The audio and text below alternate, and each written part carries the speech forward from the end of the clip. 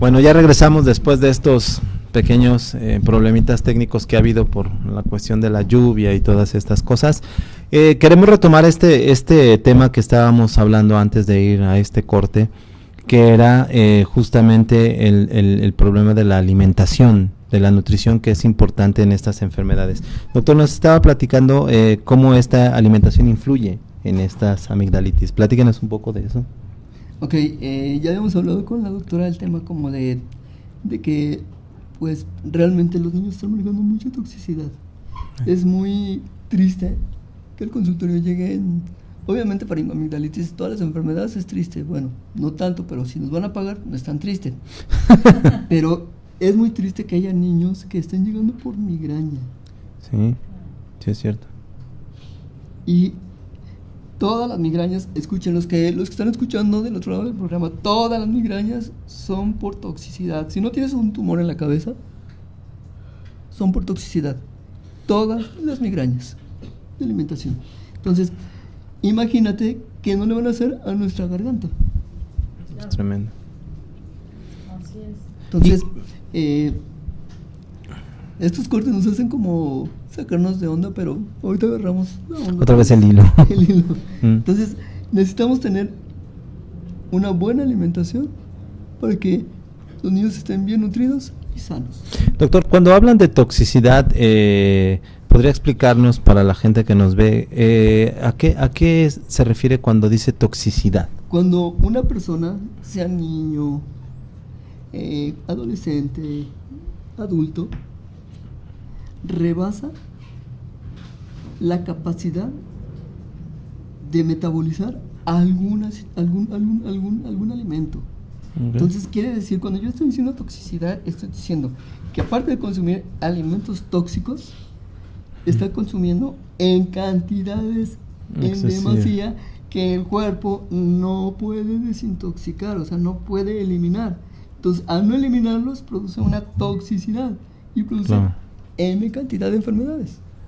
Claro, porque cuando el cuerpo no puede deshacerse de la mala calidad o de una gran cantidad de sustancias que ingresan, entonces los puede empezar a depositar, por ejemplo, en tejidos, o puede empezar incluso a dar síntomas como los que acaba de mencionar de la amigdalitis de repetición, ¿no? Claro. Que finalmente ahí vemos un problema incluso que las amígdalas forman parte también del tejido linfoide, que es un tejido que nos ayuda a drenar toxinas, y cuando las vemos inflamadas, ¿qué nos está diciendo el cuerpo? Que está súper tóxico y que está saturado. Y que no podemos drenar toxinas, entonces hay mucha toxicidad. Exactamente. ¿Y luego qué hacemos? Las operamos. Claro, que es error garrafal, por favor, quitar algo que está dentro de nuestro cuerpo. Nuestros cuerpos son perfectos y no están diseñados para sacar algo que no podemos resolver. Claro. Y me refiero a todos los órganos, a todos. No hay un órgano que es descartable. Exactamente. Ni siquiera el apéndice es un órgano que diga, ay, esta no sirve para nada. No es cierto. Si está ahí es porque la naturaleza lo ocupa para algo. Claro, y se nos hace tan fácil, ¿no? De pronto decir, bueno, pues es que tiene un problema en las amígdalas, se las quito, como si quitándolas se remediara el problema. Exacto. Entonces, una de las cosas también importantes de este tema que yo quise tocar en específico es porque muchas de las ocasiones nos están llegando síndrome de atención dispersa a los consultorios, ya diagnosticados por los neurólogos. Ojo, puede ser intoxicación por alimentos. Que el niño esté hiperactivo por demasiada ingesta de azúcares. Demasiadas hormonas de la leche. Claro, que la leche también tiene muchas hormonas. Tiene muchos antibióticos en la leche. Y sobre todo que los niños tienen exceso de carbohidratos. Claro. Y los niños con síndrome de atención dispersa cruzan por fases depresivas y por fases de hiperactividad. Entonces, la excitación, obvio, es por el azúcar, y de depresión es por los carbohidratos, que vienen en todos los papitas, todas las garnachas. Aunque sean light. Lo light no existe. Lo light no es light. No, y esto es interesante, ¿no? Porque sí hay mucha gente que tiene esa idea, que compra productos light o productos sanos y no es así. Claro. La realidad es que no es así. O sea, contiene menos, probablemente menos sal, menos sodio, en algunos casos, pero a lo más. Mire, yo tenía una maestra de nutrición y decía, yo prefiero que coman lo normal y sano, pero poquito, a que coman light, que no es light y no hay ni siquiera alimentos. Claro, que ni siquiera es un alimento, Y así. además es más, digo, todo el alimento industrializado tiene químicos, pero el light todavía es más químico, ni siquiera puedes decir es que es un azúcar, o sea, ni siquiera. Claro. Entonces, o sea, tocando el tema de la industrialización, doctora, estamos inmersos en esa industrialización de alimentos que nos ha generado tantas enfermedades. Claro. Y tantas compensaciones. Pero aparte, o sea, nos hemos vuelto consumistas. Claro.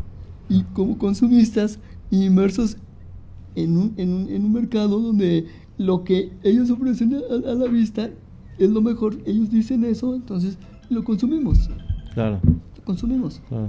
Ahora, regresando al tema, ya hablamos de 3 cosas importantes de la amigdalitis crónica de repetición. Una que es los alimentos, que son tóxicos, que no debemos de comer. 2, que hay que hacer preguntitas en cuanto al entorno que están viviendo los niños.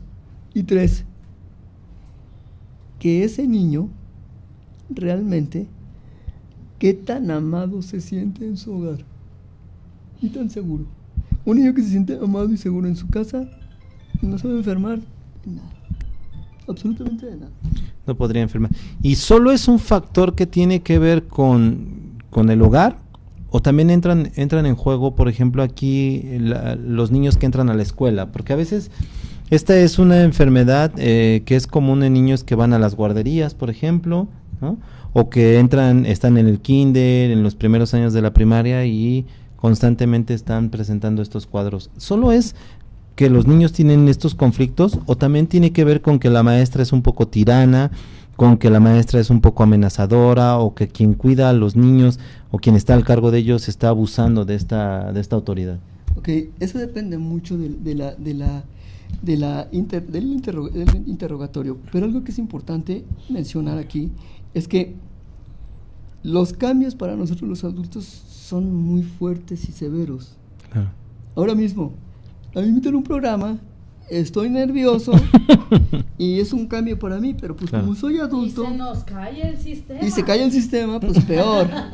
Pero todos los cambios emocionales que llegan a nuestras vidas, todos, doctores, o sea, el afecto, el desamor, la indiferencia, los excesos, todo eso implica cambios. Solo imagínate una personita que está aprendiendo.